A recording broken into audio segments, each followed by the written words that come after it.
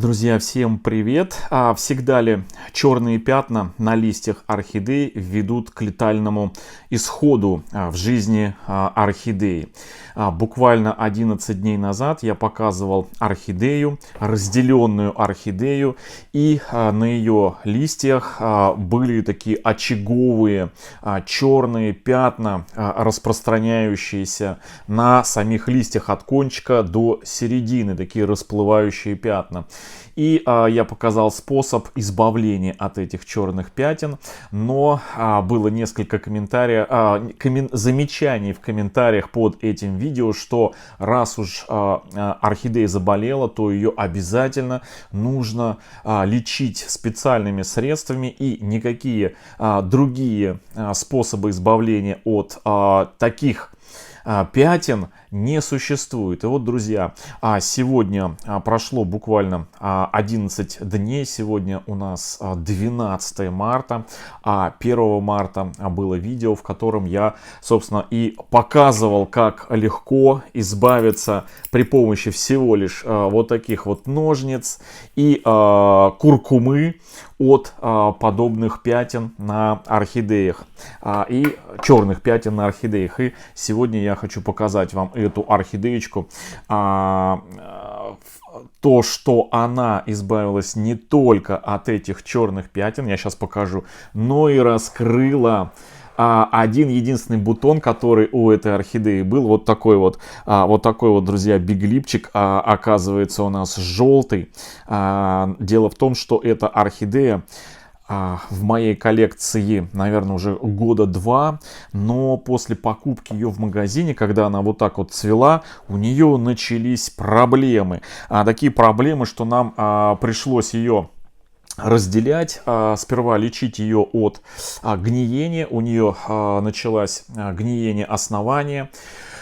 После того, как мы закончили это лечение от гниения, мы эту орхидею омолодили. Макушку отсоединили с воздушными корнями, пересадили ее вот в такую стимулирующую посадочку. Пенек оставили, посадили его заново. И когда мы отсоединяли, мы даже, так сложно у нас все это было, что поранили один из листьев.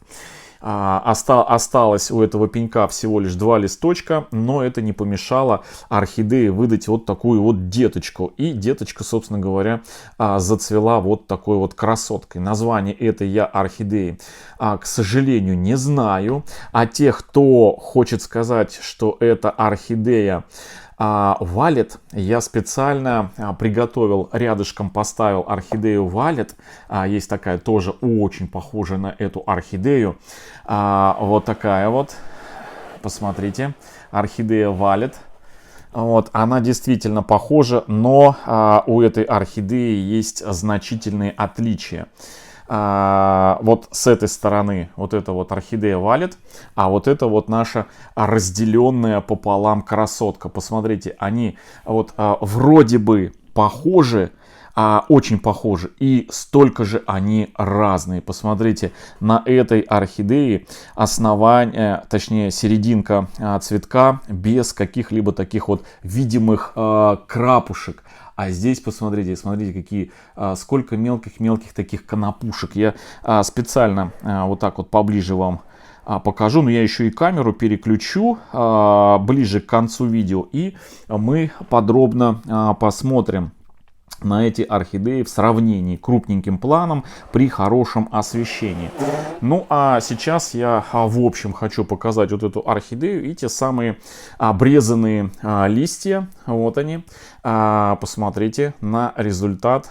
Нигде прошло вот 11 дней, и все, нигде ничего, никаких продолжений гниения, продолжения распространения черной вот этой вот грибковой заразы ни на одном, ни на втором листике нету. Еще чуть ранее, наверное, в прошлом еще году подобная история была и вот на этой макушке, вот здесь вот на листике. Здесь тоже я делал это еще в прошлом году, я обрезал, посмотрите, здесь у нас все все по фэншую, друзья. Все чистенько и никакого нигде распространения ни заразы, ни болячки нету. То есть все хорошо, красиво и без всяких заморочек. Так, ну что, посмотрим поближе, но прежде чем посмотреть поближе, хочу ответить на вопрос, который мне задавали, когда я поливал орхидеи и, значит, рассказывал и показывал, как я, значит, в воду для полива добавляю дегтярное мыло. И было два вопроса. Один самый распространенный вопрос. А можно ли дегтярное мыло заменить зеленым мылом? Друзья, ну, знаете, зеленое мыло и дегтярное мыло — это абсолютно разные вещества. Несмотря на то, что и одно, и второе вещество как бы призваны для профилактики и избавления при опрыскивании, при обмывании орхидеи снаружи, для избавления насекомых вредителей, зеленое мыло не имеет в своем составе дегтя.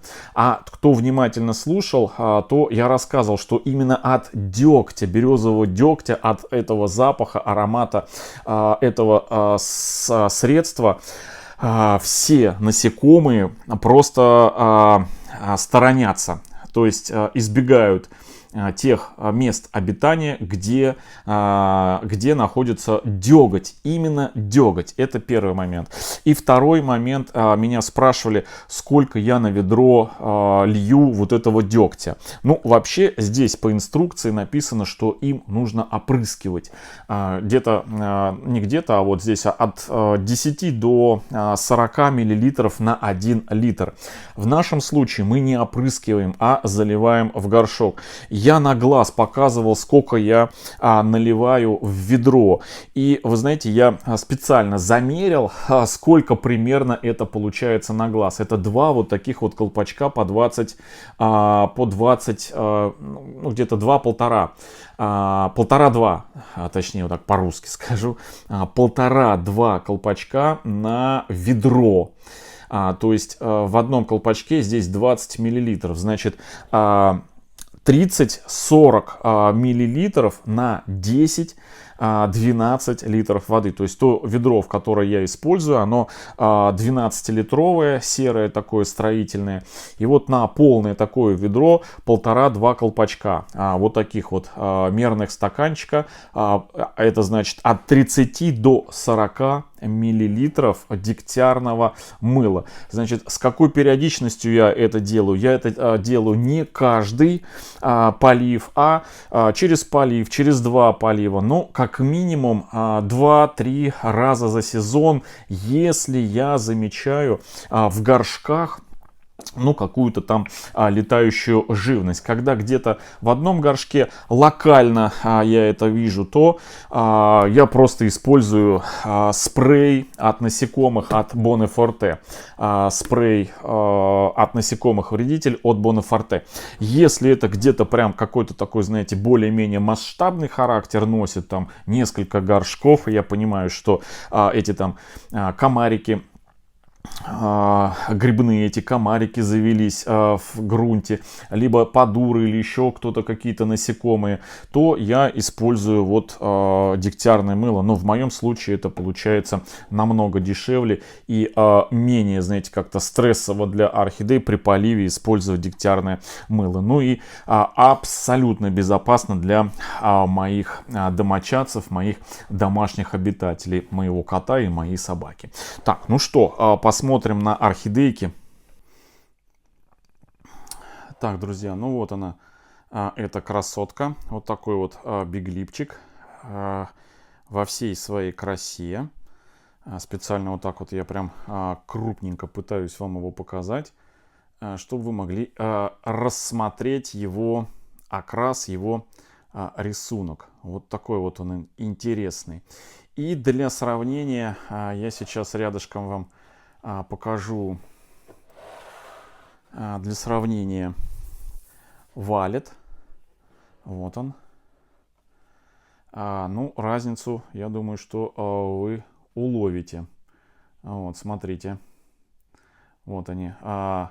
Вот вроде бы, еще раз хочу повториться, да, вроде бы они так похожи с одной стороны, да, и с другой стороны они такие разные.